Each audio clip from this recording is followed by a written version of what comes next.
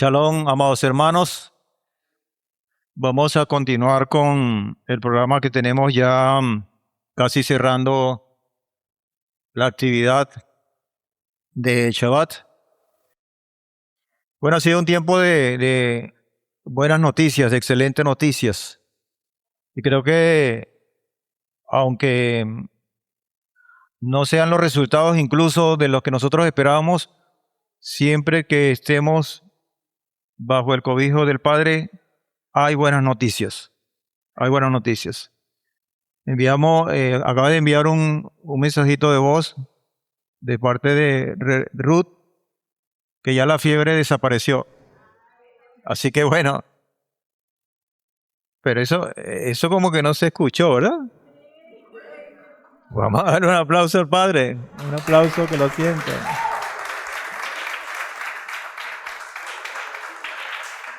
Gracias, porque son cosas que el Señor hace y que siempre debemos tener en nuestra boca una palabra pronta de agradecimiento profundo con todo eso.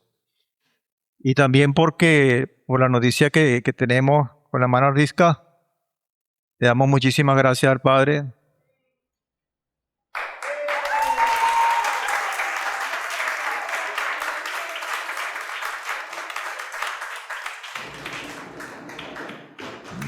Mire, no, yo creo que no hay mejor escuela, amada, y usted lo sabe porque lo hemos comentado en varias oportunidades desde acá, desde este sitio, y también en conversaciones privadas que hemos tenido, que no hay mejor escuela de aprendizaje, de conocer y de depender más del Señor, sino en estas situaciones. Y yo creo que vamos a seguir profundizando. Y el Padre quiere un propósito para cada quien. Y cada quien tenemos procesos diferentes. Hay procesos que se parecen unos a otros, pero definitivamente cada quien tiene sus procesos. Y nos gozamos mucho porque, bueno, en medio de todas eh, las dudas, porque recibir noticias de esto y con un padecimiento, con un diagnóstico tan fuerte, y recibirlo no es cuestión de que es una gripe o un uñero o algo así. Y es allí donde se prueba nuestra fe, nuestra confianza y aún nuestra paciencia para poder esperar la respuesta del Padre. Entonces, entiendo que se hizo el cintilograma y no hay nada allí que pueda decir, aquí no hay nada. Qué bueno, le damos muchísimas gracias al Padre y bueno, pronto de su boca estaremos escuchando ese gran testimonio, porque es una seguidilla. Vaya anotando cosas, elementos que están allí, porque a veces en el momento no se les olvida, pero es importante que tengamos toda esa data bien presente para darle la gloria al Señor. Ese es el único motivo, para ser edificado y fortalecido.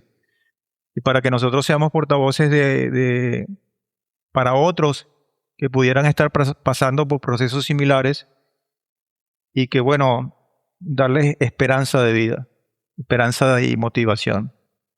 Entonces, le damos muchísimas gracias al Señor por eso. Y ya tendremos la oportunidad de conversar para andar un poquito en todo esto. Bueno, hoy me gozo mucho por todo lo que ha sucedido en este Shabbat, desde la caída del sol, la puesta del sol hasta este momento, con toda la enseñanza, la línea pues pastoral que acabamos de escuchar, que tiene mucho que ver con algunos aspectos que voy a estar tocando en esta enseñanza, y que también los tocó el More de Atiel esta mañana con la porción que le tocó de lo que es la parashá, ¿no? Y es que hay elementos, amados hermanos, que tenemos que, ¿cómo decirlo?, que divulgarlo, no disfrazarlos, que tenerlos y nombrarlos con, valga la redundancia, con nombre y apellido, no ocultarlos, no disimularlos. Y yo creo que empezando por allí ya tenemos un buen terreno ganado a la hora de entablar una lucha contra el enemigo. Porque el enemigo tradicionalmente, y eso lo hemos visto en anteriores oportunidades, tiene 3 herramientas que son muy letales para con nosotros los creyentes, los temerosos del Señor. Una de ellas es la seducción, que es la que es muy, muy sutil, que es muy edulcorada, es muy adornadita y que, ¿cómo? Placentera, pero que indudablemente si no tenemos la capacidad de discernir en el momento y de estar bien pendiente, puede hacer mucho, mucho daño. Esa es una de ellas. La otra que utiliza el enemigo y a veces la utiliza de una manera simultánea es el el miedo por lo que representa realmente la intimidación que en uno u otro proceso en el cual nosotros pudiéramos estar sumergidos, pudiera ser, nosotros mismos pudiéramos abrir las puertas y pudiéramos sentir ese miedo que en un momento dado, presos del temor, del miedo, se convierte en nuestro gobernador, en nuestra autoridad. Y el otro enemigo es ese que vamos a ver hoy, una parte vamos a ver hoy de ese enemigo, que es el engaño, que es el engaño. Y dentro del engaño eh, hay una parte que no es el engaño que viene de afuera hacia adentro, que ese está allí. Repito, esa es una de las 3 armas que tiene, sin ser las únicas, son más de 3. Pero que a veces el enemigo opera de acuerdo a su carácter, a su parte más débil, y, y lo ataca por flancos diferentes. A veces lo hace de manera, repito, simultánea. En fin, y hay que estar muy apercibido de eso. Pero de este engaño del cual voy a tratar un poquito esta tarde, es un engaño que viene de adentro hacia afuera. O sea, es conocido como el autoengaño.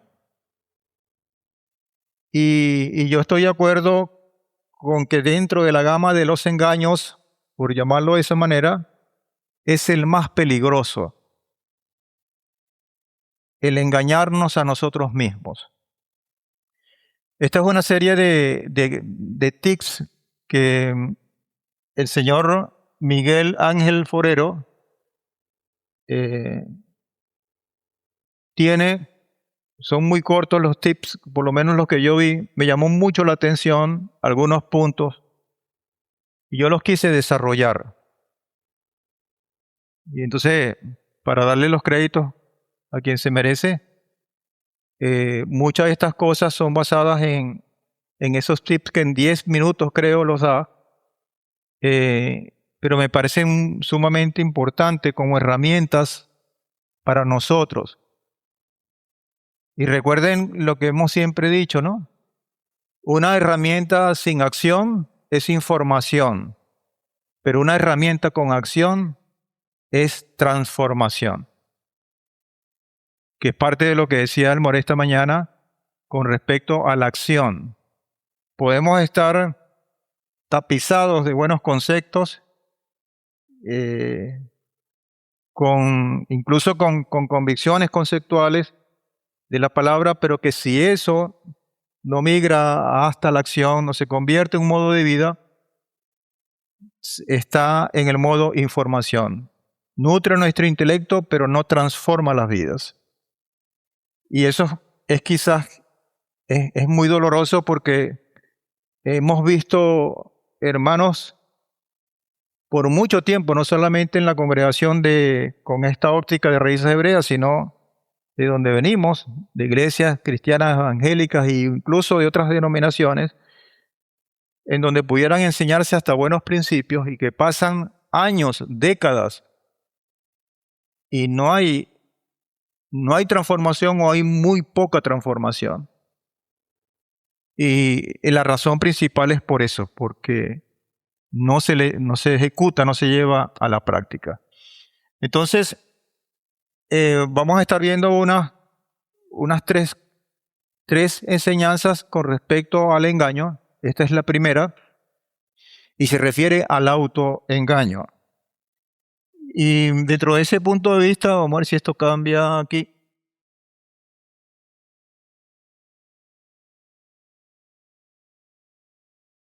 Creo que esto está apagado.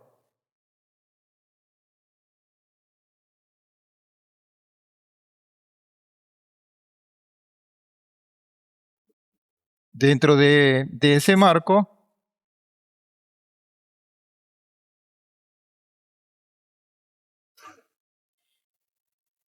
está esta palabra que no es por casualidad que el pastor hace ratito la tenía ahí en su agenda, en su enseñanza, que es en Mateo 24, y que a mí particularmente eh, me impactó muchísimo cuando me adentré en todos estos estudios que tienen que ver con la parte profética y con la parte del fin de la era o de los tiempos, y del hecho de estar preparados, amados, para que cuando eso se lleve a cabo, ¿qué, ¿qué es lo que nosotros tenemos que tomar más atención dentro de un cúmulo de cosas importantes? Y Matitiahu 24, 3 al 5 dice, y estando sentado en el monte de los olivos, refiriéndose a nuestro Mesías, se le acercaron los discípulos en privado, porque había ¿cómo decirle? Un ambiente de mucha expectativa cuando el Mesías hablaba a las masas. Y claro, el mensaje llegaba y el mensaje era percibido por esas masas en colectivo, pero el cuerpo íntimo, su grupo de trabajo, por decirlo así, creo que estaban allí en primera fila y estaban muy atentos a sus enseñanzas, a lo que decía, y tenían la oportunidad de acercarse a él como lo hicieron en este momento, para buscar respuestas porque quedaban, como decimos, quedaban como medio desfasados o locos o no entendían lo que estaba pasando. Por las mismas expectativas que ellos tenían y eran muchas expectativas, pero la expectativa mayor era el advenimiento de un reino y que se acabara esa agonía de subyugación del imperio romano al cual estaban siendo sometidos. Entonces se le acercaron en privado diciendo, dinos, ¿cuándo será esto y cuál es la señal de tu venida y de la consumación de la era? O sea, eran tres preguntas en una. Y a mí siempre me ha llamado la atención la forma como responde el Mesías, que no responde directamente, por lo menos en lo primero que él asoma como respuesta, después sí desarrolla dentro del mismo capítulo 24 y otros textos, da respuesta a esta pregunta. Pero me llama la atención que de buenas a primeras, lo primero que dice Josué ante esa pregunta de cuándo, de cuál y de cómo, entonces Josué responde y les dijo, mirad que nadie os engañe, que nadie os engañe. O sea, como decir, con la expectativa que ustedes tienen, que es la misma nuestra, es la misma nuestra. Y con digamos, esas ganas, esa pasión con la cual nosotros hemos trabajado, particularmente en el tiempo que nos tocó vivir o que nos toca vivir, tenemos la misma situación. Pero para esa misma situación tenemos la misma respuesta, que es de estar atentos y en este caso el engaño. Porque quizás buscando esa respuesta pueden conseguirse con respuestas que no son correctas y que vienen con esa condición de tergiversación y que va a tender a engañarlos, a decirle cosas que no son. Y particularmente este engaño se refiere a él mismo, porque dice después, porque vendrán muchos en mi nombre. Vendrán muchos en mi nombre, y cuando dice mi nombre es porque tienen un mensaje o una representación que no es la de él. Vendrán muchos en mi nombre, y dice, yo soy el Mesías, y a muchos engañarán. Entonces ese engaño, amados, está muy, pero muy latente allí. Pero dentro de todo ese engaño está el autoengaño, del cual vamos a estar hablando un poquito en esta tarde. ¿Quiénes saben qué es Tupperware? O Tupperware, como dicen. ¿Quiénes tienen un perolito en su casa de esa marca? Yo creo que no hay hogar aquí aunque sea viejito. Mira, esta empresa es una empresa norteamericana que se fundó casi 80 años,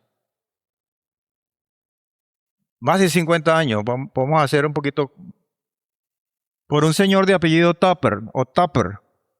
Por eso es que Tupperware. Después de la Segunda Guerra Mundial y había un momento pues, un momento de la historia de la humanidad que no es el mismo que estamos viviendo hoy día, en el cual se hacían cosas propicias o cosas que dieron resultado en aquel momento, pero que no necesariamente por dar buenos resultados en un momento de la historia pudieran dar los mismos buenos resultados en otro tiempo de la historia. En el año 2024, esta gran empresa cerró, se declaró en quiebra. Es una cosa a nivel mundial. Tupperware ya no existe como empresa. Esto es reciente porque es 2024. La última estocada que se le dio fue post pandemia, después de la pandemia. Y viendo el desarrollo de esto, de la historia de esta empresa, y el aspecto que privó el por qué sucedieron las cosas, es que ellos se autoengañaron. Y claro, yo dudé un poco para serles sincero en traer este ejemplo, porque es un poco como que poco espiritual, es más tendido a la parte industrial, a lo comercial, pero también es bueno saber que los principios operan en cualquier circunstancia o en cualquier forma donde se den, porque son principios. Resulta que cuando esta empresa se fundó, este señor que es ingeniero químico, o era, yo no sé si murió, él inventó un producto de un plástico muy resistente, con unas características de mucha durabilidad, y ustedes lo han comprobado, hay perolitos de esos que se muere la gente y todavía anda dando tumbos ese perol. Pero además de eso, patentó, no sé si el cierre hermético que tenía, y entonces el producto tiene muchas bondades. Y ellos se anclaron en eso. El producto es bueno y esto no lo va a tumbar nadie. Cuando ellos lo colocan en el mercado, nadie los compraba, aún con esa condición. Voy a contar un poquito la historia breve para que ustedes se den cuenta de las cosas. No los compraban y ellos estaban muy preocupados porque, bueno, pensaban que semejante producto, con toda esa calidad, ellos decían que iba a ser un tiro al piso y resulta que las ventas no subían. Entonces alguna persona allegada al grupo de él, que era una mujer muy ama de casa, pero también muy, muy ducha en los negocios, inventó, porque fue un invento de ella, las reuniones familiares. Eso tiene un nombre en inglés con party, no sé qué, las fiestas que ustedes muy bien conocen, que son las reuniones famosas que se hacen en los hogares, o que se hacían. Hay una representante allí, reunía un poco de damas, de mujeres, hacían unos juegos, compartían, y por ese medio daban a conocer los productos, las bondades de los productos, y eso se empezó a masificar. Por eso es que ese producto nunca se vendió en, en locales comerciales, pues como todos los productos. Y eso dio un resultado tremendo, lo novedoso, el impacto fue muy positivo y esa empresa se fue hacia arriba. Y esa marca estaba presente en todos los continentes a nivel mundial, con la misma estructura, pero el tiempo pasó. Y allí es donde está el engaño. Ellos dijeron, esto dio resultado en aquel tiempo, el producto es bueno, por lo tanto, esto no lo va a tumbar nadie. Y no hubo manera de que ellos cambiaran no el producto, porque el producto se mantuvo con la misma calidad por muchos años, sino la forma de comercializarlo. Y llegó un momento en que comenzó a bajar y ellos no querían cambiarlo, no querían cambiarlo. Los consejeros le decían, tenemos que cambiar esto por una razón, porque el mundo había cambiado. Ya estaban las compras por internet, ya estaban las compras por Amazon, a nivel mundial, y ellos se quedaron. Entonces ya las amas de casa tienen un teléfono celular en el cual no les parecía interesante ir a una reunión porque conseguían mucha distracción, muchas ofertas, muchas cosas, y ellos nunca cambiaron. Y 2 décadas de autoengaño con la flecha hacia abajo. Y lo último que pasó fue la pandemia. Y hace 2 años, repito, la declararon en quiebra. Entonces uno dice, ¿cómo es que una empresa tan fuerte, tan con productos comprobadamente buenos, pudo llegar a este tipo de cosas?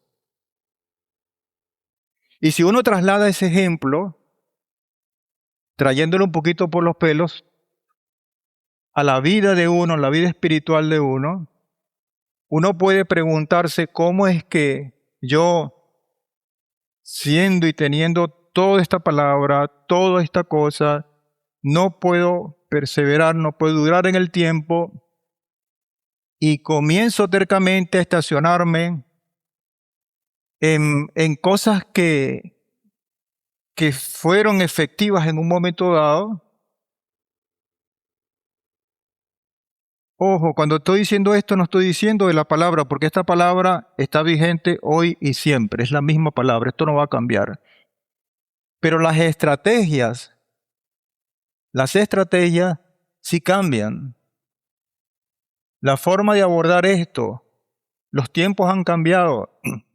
Yo tengo un celular, que usted también lo tiene, y ahí tiene cualquier cantidad de versiones bíblicas. Tiene, ¿cómo se llama esto? Las consultas cruzadas. Referencias, ¿cómo se llama? Sí, y tiene muchas herramientas. Entonces, cuando yo me siento en situaciones que no me entran balas y que el Señor me está diciendo que hay que hacer transformaciones en mi vida, que no es la misma, no son la misma cosa, entonces se están prendiendo luces rojas que yo no las estoy viendo. ¿Por qué es peligroso el autoengaño?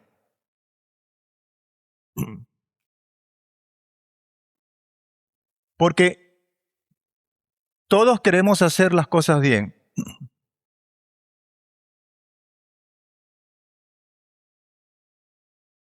Todos los que estamos acá, los que me están escuchando, queremos hacer las cosas bien, las cosas correctas. Los que tenemos el temor al Señor, queremos hacer las cosas bien, confiando en nuestras experiencias y en la información que tenemos. Y dentro de esa información está esta palabra. ¿Ok? Pero sin querer, sin darnos cuenta, porque si uno se está dando cuenta que el engaño está haciendo mella, está haciendo daño a su vida espiritual, uno enseguida toma los correctivos. Pero el grave problema, y por eso es que es muy dañino, es que no se está dando cuenta. Es como una enfermedad que no tiene síntomas y que cuando va al médico ya es porque la persona está minada. Lo hace muy peligrosa. Entonces, sin querer, hacemos las cosas mal. Sin querer, hacemos las cosas mal. Porque estamos autoengañados. Queremos, y como la gente esta de esta famosa marca, ellos decían esto está bien, esto está bien, esto está bien, y no estaba nada bien. Habían índices de las ventas que iban para abajo, que iban para abajo, que iban para abajo. Entonces el autoengaño es ese, yo estoy engañado, yo estoy viendo unas cosas que no son reales, que no es verdad, y que ese autoengaño me lleva a una condición de no hacer nada porque estoy convencido de que las cosas están bien. Ese es el peligro de este tipo de engaño. Ese es el peligro. Y yo quise seleccionar esa imagen porque aún estando la persona ciega, está sonriente, porque cree que las cosas están bien. Porque pudiera escoger una persona que esté ciega, vendada, y que es consciente de su ceguera y que simplemente desea quitarse esa venda y quiere tocar porque no le da temor caerse o tropezar. Pero el problema del autoengaño, si podemos tomar una imagen, es esa, que estoy ciego espiritualmente hablando, pero estoy feliz.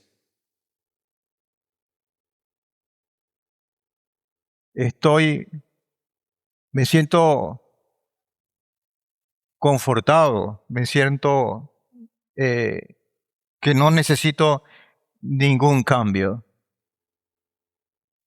Conceptualmente podemos definir el autoengaño de la manera siguiente. El autoengaño es un fenómeno psicológico inconsciente. La persona no está consciente de que está engañada. ¿Se entiende?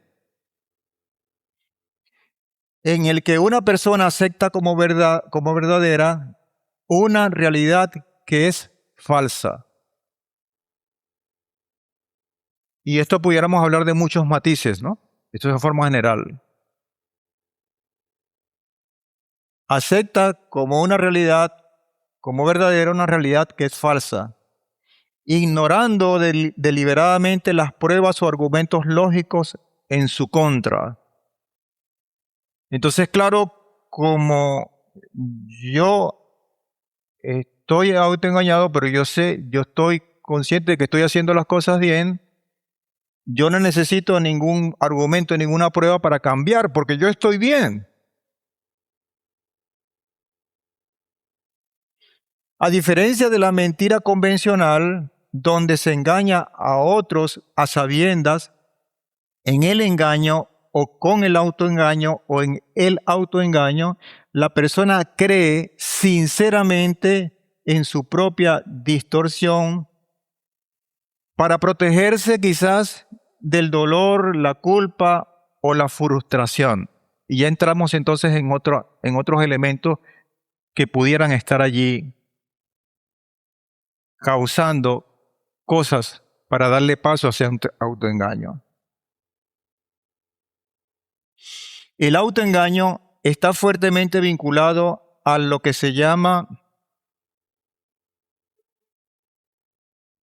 o a lo que la ciencia llama, la disonancia cognitiva.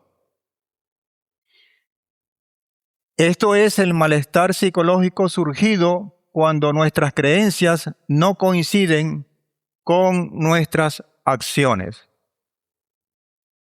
Entonces hay una pugna interna en que hay una parte de nosotros que dice sí y hay otra parte de nosotros que dice no. Eso crea una disonancia, algo no está acorde con una linealidad de pensamiento. Para eliminar esa tensión incómoda, el cerebro prefiere distorsionar la realidad antes que cambiar el comportamiento o aceptar una verdad dolorosa. Por ejemplo, una persona en una relación tóxica puede autoconvencerse de que su pareja cambiará solo para evitar el dolor de una ruptura. Y se autoengaña en este caso. Mira, amados, esto es tan complejo y esto se ha estudiado. Y para hacer la cosa más sencilla, dicen los estudiosos, los científicos neurólogos, pues no son ni siquiera médicos, son gente que se ha dedicado a estudiar esto, que el cerebro tiene tiene tres funciones básicas. Algunas le dicen funciones primitivas. A mí no me gusta ese término porque eso huele mucho a evolución. Y ustedes saben que nosotros no creemos en eso. Yo prefiero llamarlo primitivas o básicas. Funciones básicas. Tres. Y eso está científicamente comprobado. La primera función o la forma como responde el cerebro es de autodefensa, de protección a la vida. El Señor ha colocado ese órgano ahí para que en principio proteja la vida. Y el cerebro tiene mecanismos que incluso son involuntarios, que bloquean cualquier condición que él puede interpretar como amenaza, por proteger la vida. Por eso es que quizás se da biológicamente hablando o quizás científicamente hablando una condición de protección cuando la persona cree, el cerebro construye una mentira para proteger esa supuesta toxicidad que le puede causar mucho más daño aparentemente. Y ahí es donde está la condición nuestra de discernir.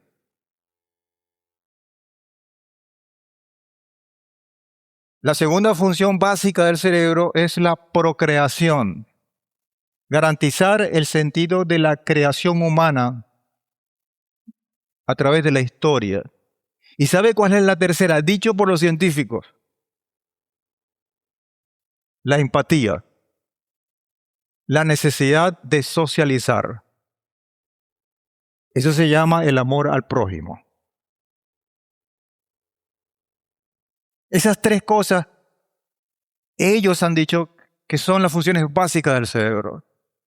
Entonces, cuando estas cosas pasan, el cerebro busca la manera mucho más rápida, y si está conformado con las rutas neuronales que también estaba hablando con relación a las repeticiones que se convierten en hábitos, esas son las que están, digamos, las que el cerebro toma de primera mano, porque no se va a poner a inventar. Si hay una amenaza, él se va a ir por ahí. Y ahí lo importante que es eso, que nuestra condición, vamos a decirlo así, biológica, esté configurada de acuerdo porque si yo tengo buenos hábitos, si yo tengo la condición de buscar al Señor bajo cualquier condición, de orar, porque ya tengo una condición fisiológica, biológica diseñada para eso, cuando vengan esas condiciones, mi cerebro ya tiene esas rutas neuronales y ¡pum!, se va por allí. Pero si no la tengo, ¿para dónde se va a ir? Se bloquea. Y se cae a mentiras para salvar la vida de la persona. Y dice, no te creas eso. Entonces dice, él va a mejorar, él va a cambiar. ¿Se entiende? Así funciona esta condición de una disonancia cognitiva. Y esa es la base biológicamente para entender un poquito, un rasgo de lo que es el autoengaño, pero nosotros tenemos que estar conscientes de eso. Esta mañana habló de una conciencia de una cosa que nos puede hacer mal, como es este mundo que está cada día peor. Pero ¿y cómo se combate esa conciencia que es verdadera, que está allí? Con una conciencia de confianza para poder tener esa balanza y poder trabajar en eso. Y eso es todos los días, todos los días, todos los días. Tenemos varios ejemplos de personajes muy famosos, bíblicamente hablando, que pudieran, mejor dicho, que dieron síntomas de lo que es el autoengaño. Yo no tengo la capacidad para meterme en el cerebro de estas personas porque no es imposible hacerlo, ¿no? Y tampoco las Escrituras nos da muchos detalles con respecto a qué es lo que estaba pasando internamente en cada uno de ellos. Lo que sí es que el comportamiento que ellos asomaron, es que sí está escrito allí, fueron comportamientos que ahora están descritos como personas que estaban siendo autoengañadas, que ellos mismos se estaban cayendo a mentiras, pues, para poner las cosas claras. El primer ejemplo es el rey Shaul. Lo voy a decir rapidito para que el tiempo me dé. Se trata de una racionalización y culpa proyectada. Se trata de una justificación interna. Él se autojustifica. Ponga atención a esto, aunque sea cortico, porque esto no está de más en las Escrituras. Y si está allí es por alguna razón, porque hay buenos ejemplos en las Escrituras, pero también están escritos malos ejemplos para que sean ejemplos a su vez para nosotros, para no seguir esa conducta. Entonces, él tiene una justificación interna para arroparse, de alguna manera para cubrirse del mal que estaba haciendo. Racionaliza, es una cuestión mental, su desobediencia. Él creía genuinamente haber cumplido la orden por parte del Padre de eliminar al enemigo y de eliminar todas sus pertenencias, todo su ganado, pero él creía en medio de esa condición ser más sabio que el propio Padre al perdonar al rey enemigo y quedarse con lo mejor de su ganado, y lo justifica además, cuando usted ve la lectura completa. Lo justifica además. Ese es un síntoma de una persona que está siendo autoengañada, que está convencida de que lo estaba haciendo bien. Y aunque no lo creamos, también tenemos otro rey, el propio rey David. que tuvo una parte de su vida muy oscura y que también nosotros la conocemos, cuando le es infiel, o mejor dicho, busca una condición que lo lleva incluso a asesinar a otra persona, y esto se llama ceguera selectiva, y hay una disociación que duró como aproximadamente un año. Es un estado profundo de autoengaño después de cometer adulterio y asesinato, sin mostrar un remordimiento visible. Al punto es que el profeta Natán tuvo que sacudirlo, ¿se acuerdan de la cabrita, la ovejita? Y él ni por aquí.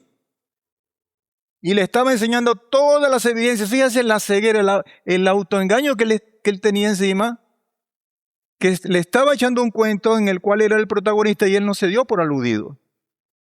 Su cerebro había sido bloqueado por su propia culpa para mantener intacta su imagen de rey justo. Había muchas cosas que perder. Y esa condición lo llevó a hacer lo que hizo. Ahora, es verdad que él tenía una altísima capacidad de arrepentimiento. Otro ejemplo fue Sansón o Shinshón. Una negación de la vulnerabilidad de un hombre que se creía el todopoderoso. Y él dijo, conmigo nadie puede. Flaqueó repetidamente en su disciplina inmoral y en sus alianzas personales.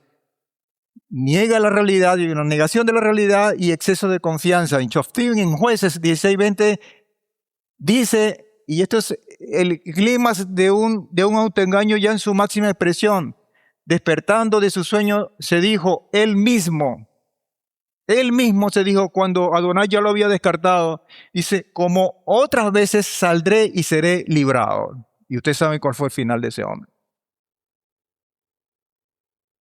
Y tenemos otro ejemplo, Jonás, llamado sesgo de confirmación y superioridad moral. Él huye en una dirección opuesta a la que el Padre le había indicado y se enfurece además de eso cuando Nínive se arrepiente y es perdonada. Y nosotros vimos esta historia cuando estudiamos a Jonás o a Jonás. Y él se autoengaña creyendo que su enojo está plenamente justificado y le discute al Padre, queriendo ser más misericordioso que él, queriendo ser más justo que él. Y su enojo está plenamente justificado bajo una fachada de celo por la justicia o postura moral correcta. Son 4 ejemplos que son muy, muy evidentes y que deben de respetar la atención para nosotros. Por lo tanto, esto reviste un peligro, un inminente peligro. Porque si estamos hablando en estos 4 ejemplos, por poner 4 porque son muchos más, bíblicamente hablando, personas que estaban en un momento dado en una intimidad bien estrecha con el Padre y les pasó lo que les pasó, ¿qué quedará para nosotros si nos descuidamos también? Y una de las cosas que ahora entendemos, la posición de Rav Shaul, que lo describió muy bien hace ratito el pastor Nahum Pablo, que es luchar contra el autoengaño. Es una lucha perenne que él tenía. Y que no era su propia lucha, porque el mismo Mesías lo dijo. Entonces ese autoengaño es sumamente peligroso, porque entre otras cosas nos cierra en un sitio de confort, es confortable. Porque yo me justifico. Yo trato de bloquear la verdad porque no quiero sufrir, porque no quiero ser herido o herir al otro o a la otra, porque no quiero que esa condición es una condición de algo que es confortable, pero que es una máscara, que es negar una realidad. Y una de las cosas que nosotros debemos asumir son los retos y, como decíamos una enseñanza hace mucho tiempo, enfrentarnos al monstruo, llámese como se llame. No negar la realidad. Eso sí, tenemos que prepararnos y enfrentarnos a ella con todas las herramientas que el Padre nos da. Eso quizás tiene que ver mucho con las cosas que no soportamos, porque se hace insoportable en un momento dado, todo lo vemos negro y entonces ahí el cerebro, ¡pum!, busca la manera más rápida de bloquearse y de proteger a la persona. Y el mismo cerebro, biológicamente hablando, lo disfraza, le cae a mentiras para preservar la vida. Esto que estoy diciendo biológicamente está comprobado. Está comprobado. Así funciona. Prestamos más atención al exterior porque todas las culpas están afuera. Yo no tengo nada que ver con eso. Yo estoy bien. Y si estoy mal, no es por mi culpa, es por lo que pasa a mi alrededor. Nos justificamos en Él. Busco entonces, como vemos en algunos de los ejemplos anteriores bíblicamente hablando, de la justificación, y yo me arropo en Él, estoy haciendo lo correcto. Llega un momento en que el autoengaño yo lo tolero y es parte de mi vida. Y mire, puedo pasar años, décadas viviendo autoengañado y en esa condición no hay transformación, no hay un ser interior renovado. No lo puede haber. Dice Mishle, Proverbios, y esta palabra es muy contundente, 14:12, hay camino que al hombre parece derecho. Y ese parece derecho tiene que ver mucho con el autoengaño. A mí me parece que está bien. Ese parece derecho me parece que está bien, pero su fin es camino de muerte. Esa es la radiografía, el versículo que desnuda o que describe muy bien, bíblicamente hablando, lo que es el autoengaño. Al hombre, porque el hombre genuinamente está creyendo que eso está bien, parece derecho, pero su fin es camino de muerte. Eso quizás es falta de atención, es falta de vigilancia, lo vimos esta mañana. Y por supuesto, si no hay vigilancia, no hay puesta en práctica, no hay diligencia, y si no hay diligencia, esa escalera de ascenso que nos dicta o que nos enseña Rangal no se da, porque esa es la base. Si pudiera haber mucho descuido desde el punto de vista espiritual, e ignorancia de muchas cosas que el Señor nos enseña para hacerle frente a esta situación. Entre otras cosas. Entre otras cosas. ¿Se entiende hasta ahora todo esto, verdad? Sí. ¿Qué le sugiere esta imagen?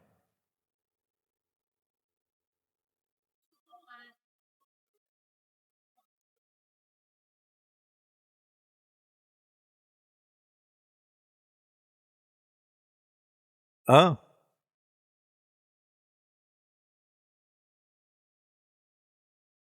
desapego. Pero ese es en mayor o en menor grado, es en donde la humanidad está sumergida. En mayor o en menor grado. Y de eso las redes sociales y todo eso hacen un trabajo espectacular. Han sido muy asertivos en eso, en vender cosas que no existen y nos las hacen creer. Y hay una verdad totalmente tergiversada, contrariada. Y yo estoy viviendo una vida y el mundo se está cayendo a pedazos allá afuera. Eso es lo que está pasando. Y eso lo podemos llevar a diferentes escenarios, a escenarios de ámbito mundial, pero también a escenarios de ámbito personal. Personal. En la intimidad de nosotros mismos, quizás con nuestros familiares, con nuestra casa, con nuestra comunidad, con nuestra congregación. No queremos ver lo que pudiera estar pasando y sobre todas las cosas hacer oídos sordos a lo que está anunciando la palabra. Y por eso el Morera de la asociación reiterativo de la semana pasada, antepasada, y decía esto viene de mal en peor y no es cómodo decir y anunciar, o ser, como dicen por ahí, ser profetas del desastre. Pero yo prefiero que me digan y me adviertan lo malo que va a pasar y no que me disfracen las cosas para estar solventes en un momento dado y estar contentos. Entonces, la comodidad no siempre significa seguridad. ¿Se entiende? A veces nos sentimos muy cómodos, pero eso no es sinónimo de seguridad. Y en esa comodidad, en ese rango, trabaja el consumismo. El consumismo no trabaja en tu seguridad. Y no me estoy refiriendo en la seguridad de cercos eléctricos, de pólizas de seguro, no. En tu seguridad espiritual, en tu seguridad incluso emocional. Trabaja en llenarte de comodidad, de confort, de tecnologías, de cosas sofisticadas que hacen más fácil nuestra vida. Y quizás eso es como una anestesia por gotas y que nos distrae y no nos deja ver la realidad. La tranquilidad que sentimos puede ser falsa. El entorno puede estar en caos, aunque por dentro todo pareciera estar bien. Y eso es fatal. Eso es muy, pero muy letal. Entonces, aquí viene una cuestión que se llama las percepciones. ¿Quién tiene la razón allí? Y esa figura la hemos visto en otra oportunidad. ¿El de la derecha o el de la izquierda?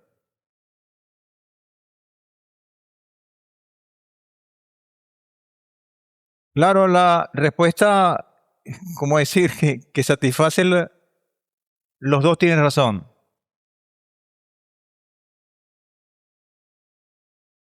Pero aún así hay otra respuesta que es mejor que eso.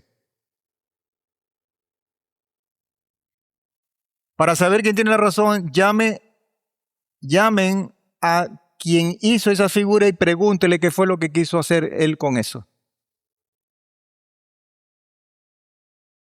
Eso es esto. Llamen al creador de esto y pregunten porque de la Biblia muchas versiones y la gente ha dicho este es un 6 o este es un 9. Esto es un 6 y esto es un 9. Y en esa lucha estéril han pasado décadas, siglos. Y han pasado los que dicen que son 6, los que dicen que no son 9, los que dicen que no son ninguna cosa en él, pero muy pocos han decidido, chicos, pero llamen a quien hizo esto y pregúntenle a ver qué fue lo que quiso decir con esto. Ese es el problema, que no llamamos al autor, no nos contactamos, no intimamos con el autor de la vida.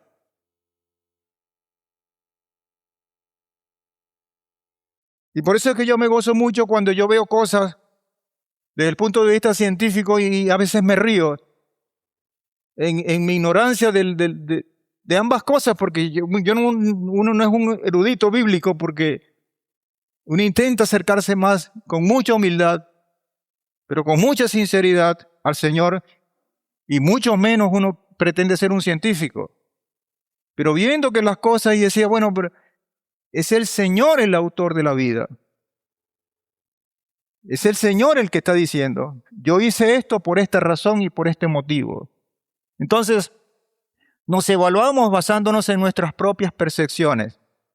Entonces, imagínese usted que yo me atrinchero, el que está a la izquierda, no, este es un 6 y yo tomo mis decisiones con respecto a lo que yo veo y me consigo y me enfrento con aquel que él ve la misma figura y dice que eso es un 9.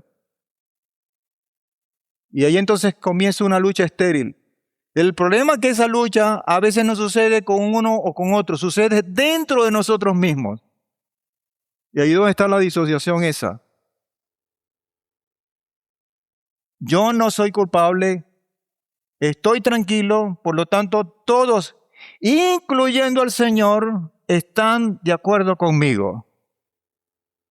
Eso es una seña de autoengaño muy, pero muy evidente. Y esto fue lo que pasó quizás con la mayoría de estos 4 ejemplos que acabo de tomar. Se creyeron esto. ¿Yo culpable? No, no. Como yo tengo paz en mi corazón, estoy tranquilo, esto viene del Señor. Por lo tanto, todos, incluyendo a nuestro Padre, está de acuerdo conmigo. No es que yo estoy de acuerdo con el Señor, sino que el Padre está de acuerdo conmigo. Lo tengo a mi favor. Imagínese usted una persona con esa condición de creencia, con esa convicción, ¿cómo vamos a tratarlo? ¿Cómo vamos a llegarle? ¿Cómo vamos a romper esa estructura? O yo no soy como ese. Yo soy el número 6 y tú número 9. No, chicos, no. Yo no soy como tú, que roba, que miente y engaña. Mi camino es recto, es justo.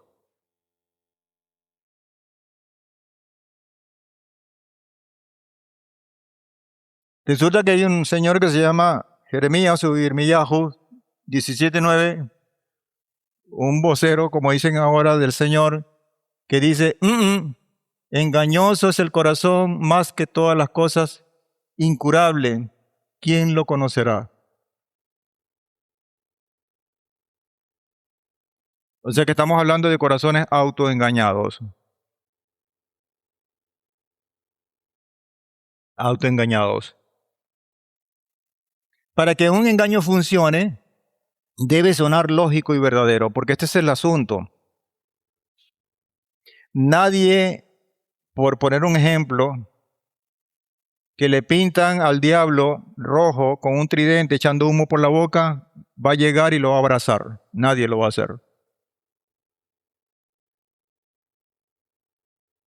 Pero nos han vendido, incluso en a las cosas más sencillas, que el diablo viene así. Y resulta que todo el mundo se está cuidando contra esa cosa fea, pero están metiendo cosas muy sutilmente por debajo que hacen muy daño mientras nosotros estamos viendo, esperando para estar protegidos del diablo que bota humo por la boca.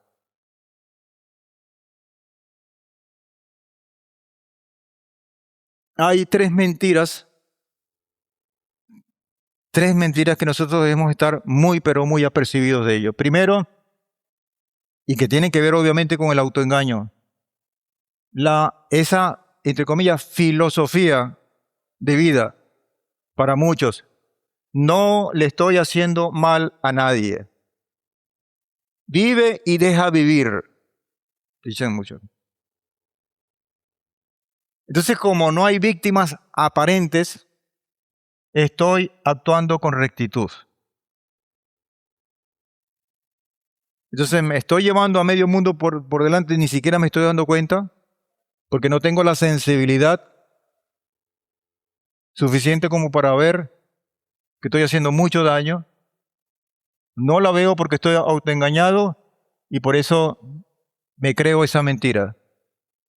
Y se nutre en mi convicción, esas fortalezas que incluso son impenetrables y que no dejan pasar o que se desarrolle ese espíritu de Adonai en nuestros corazones. La segunda es, no es tan grave eso que sucedió, es minimizar los efectos, minimizar el impacto de nuestras fallas, por lo que no amerita mayor esfuerzo de rectificación. Eso es pasajero. Mire, yo coloqué a propósito esa imagen de ese avión, porque el rumbo se mide por los grados. Y si un avión parte de esto, de aquí, de este sitio, queriendo ir, qué sé yo, ir a Argentina, si le vira el rumbo unos grados pequeñitos que ni siquiera se ven en el tablero porque está a lo mejor llega a España, llega a otra parte, por una cosa mínima que no se ve en el momento, pero que en el transcurso del tiempo y del desarrollo, en el caso del ejemplo de ese vuelo, se va a ir abriendo la brecha, se va a ir abriendo la brecha. Y cuando nos damos cuenta, es porque ya las cosas se han roto, ya no hay tiempo, ya las relaciones se rompieron, los negocios se quebraron, ya no hay forma de recoger los vidrios. Mira, hay un ejemplo, yo no sé si ese edificio lo han derribado en Maracaibo, un edificio muy alto, muy esbelto. Había un banco funcionando cerca de 5 de julio y yo cuando estaba estudiando ya sabía de esa historia porque me lo contaron porque era parte de una tesis de grado que se hacía en ingeniería. Y precisamente tiene este principio, este mal principio, que partieron en su fundación con un desvío milimétrico. Y por ser pequeño, eso no es tan grave. Resulta que el edificio era de más o menos la longitud, no sé si son 13 15 pisos, y esos pequeñitos grados que estaban en la base se fueron proyectando hacia arriba y el edificio lo inauguraron cuando lo inauguraron, que instalaron ¿cómo se llama esto? Los ascensores, se trancaban, no subían. ¿Y qué pasa? ¿Qué pasa? El edificio tenía un grado de desviación. Lo inhabilitaron recién inaugurado. Yo creo que todavía está porque yo no he escuchado que lo hayan demolido porque resulta que la demolición sale mucho más cara que la misma construcción. Hay otros edificios ahí al lado. Por una cosa que pudieron haberla corregido al principio. Y fíjense lo grave que es esto. Lo grave que es esto. Y esto me parece a mí que es muy peligroso. La otra mentira es que yo siento paz en mi corazón y esa falsa paz, porque eso es una falsa paz, nos da el permiso de decir, o digamos nos da la aprobación de que yo estoy en lo correcto. Y es muy peligroso. Una sensibilidad espiritual que está adormecida, que se confunde con la verdadera paz espiritual, puede resultar en resultados muy, pero muy nefastos. No es que la paz no sea una evidencia de una condición de aprobatoria por parte del Señor, sí lo es, porque esa paz existe. Pero el problema es que cuando tenemos una condición de ceguera espiritual o de sensibilidad espiritual adormecida, podemos estar percibiendo una cosa que no es la paz verdadera. Y la lectura que le damos es, esto viene del Señor. Entonces, oye, tenemos que estar bien apercibidos. Y aquí voy con las recomendaciones. ¿En qué espejo nos estamos mirando? Y por eso es que la imagen es.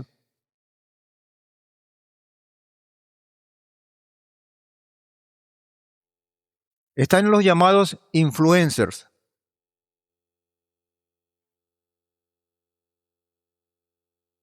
Hombres y mujeres que se ven exitosísimos, que despiertan la envidia de muchos, que se han envanecido y se expresan y se colocan con muchas joyas en muchos países, hablando de riquezas y tal, y se ufanan de una condición de privilegios. Se hacen llamar sabios en política, en economía, en medicina. Y resulta que están siendo ellos mismos autoengañados y están engañando un pocotón de gente. Porque muy probablemente que el espejo en donde se está mirando o en donde nosotros nos estamos mirando está opaco y nos está dando la imagen correcta de lo que queremos ver. Entonces ahí está esa persona que se está cayendo a pedazos y que sin embargo su espejo le dicta otra cosa y ya toma decisiones y está siendo autoengañada. Tenemos la madurez y la fuerza suficiente para desarrollar la autocrítica. Y ahí está uno de los primeros puntos. Tenemos que ser autocríticos de nosotros mismos. Mire, yo recuerdo mucho unas palabras, yo no sé si fue del Moré Atiel cuando nosotros comenzamos acá con las raíces hebreas. Dice, todo lo que hemos creído lo tenemos que poner en tela de juicio. ¿Verdad? ¿Te acuerdas? Todo lo que hemos creído. Y a mí esa cosa y muchos no estaban de acuerdo, no quisieron pasar eso. Pero esa autocrítica no solamente en esos términos se tiene que haber quedado en un momento coyuntural de mi vida. Es que todo. Yo tengo que tener la capacidad de tener una autocrítica sana. No es que me voy a fusilar yo mismo, me voy a flagelar porque por otras razones que no. Yo me voy a revisar, pero para hacerme esa revisión interna yo necesito un estándar, necesito un modelo para poder contrastar qué tan cerca o qué tan lejos estoy. Y este es el asunto, por no decir que este es el problema. Que el espejo en donde nosotros nos estamos mirando son otros espejos que no reflejan nuestra verdad, nuestra propia realidad, sino que nos vemos a través de las redes, nos vemos a través o nos identificamos con otras personas que están peores que nosotros y no somos capaces de colocar esta brújula de oro para nosotros y verme allí, reflejarme allí. No, aquí yo estoy cerca, aquí yo estoy lejos, aquí yo necesito programar y ver los malos y los buenos ejemplos porque están allí. Los ejemplos para seguirlo, los buenos ejemplos para seguirlo y los malos ejemplos para evitarlos. Están allí como una advertencia.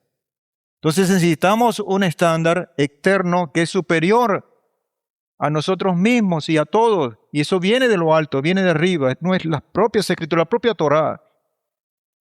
Y claro, tenemos un grave problema porque entonces hay muchos elementos allí que dicen esa versión no sirve, eso que están haciendo ustedes están equivocados, esto ya está caduco, y entonces está un cúmulo de cosas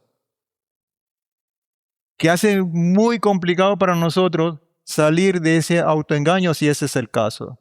¿Qué hacer? Hay dos cosas que son determinantes y esas pueden derivar en otras buenas acciones. Pero lo primero que hacer es algo que tiene que ver con dudar de tu propia evaluación. Es darle paso a la autocrítica.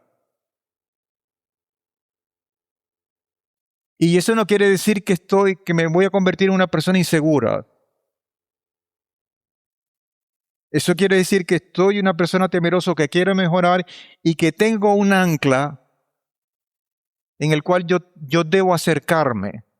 Y en la medida que yo me acerco más a eso, en esa misma medida voy a ser más fuerte. Voy a tener una relación mucho más sincera con el Padre y con el prójimo. Más verdadera, más sana, más próspera. ¿Qué dice la Biblia sobre mi estilo de vida? Es la pregunta, es el espejo en el cual yo debo mirar. Dice 1 Yohanan 1:8, si dijéramos que no tenemos pecado, estamos viendo el espejo equivocado. Nos estamos engañando, nos engañamos.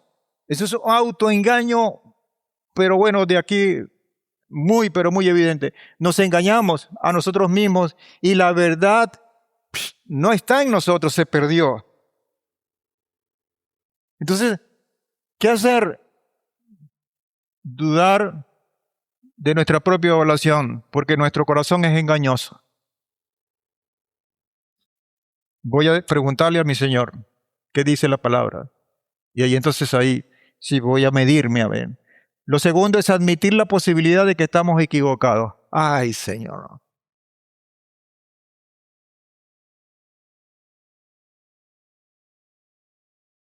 ¿Sabe qué es fuerte para una persona engreída, orgullosa? Admitir que se equivoca, que está equivocada. Y nosotros aquí tenemos que tener una sensibilidad.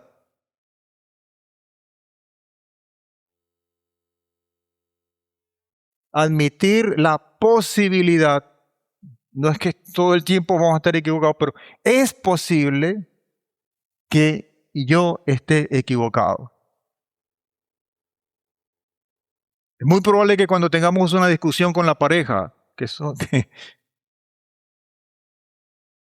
lo primero que hacemos nosotros como hombres es atrincherarnos. Me dice, yo soy el hombre y yo siempre tengo la razón. Abre una ventanita y pregúntate, ¿no será que estás equivocado? Dale oportunidad a eso que llamamos el beneficio de la duda, que es muy sabio ese consejo.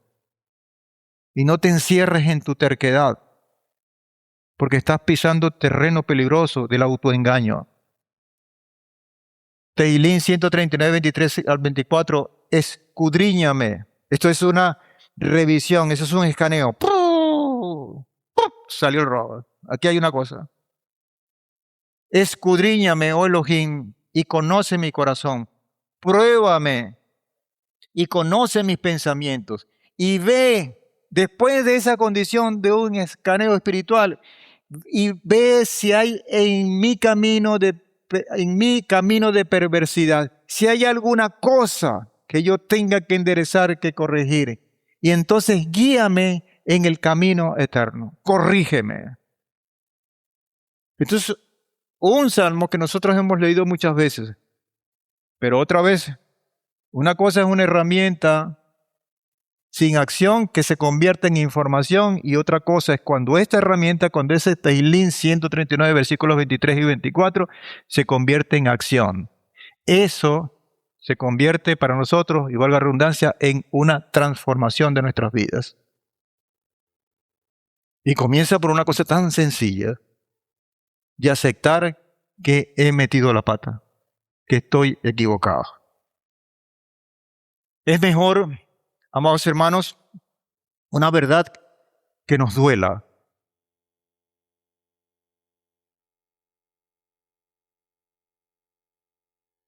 Y a veces cuando uno agarra las escrituras, sinceramente, queriendo buscar, hay verdades que te congelan, que te hacen llorar.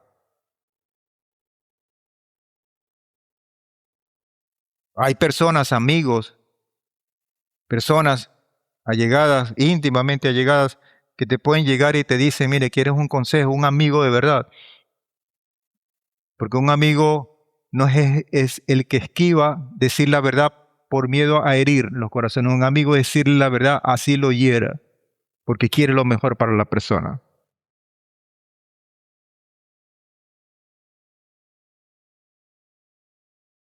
Y acérquesele. Si usted está viendo una persona que necesita esa ayuda, dígale la verdad.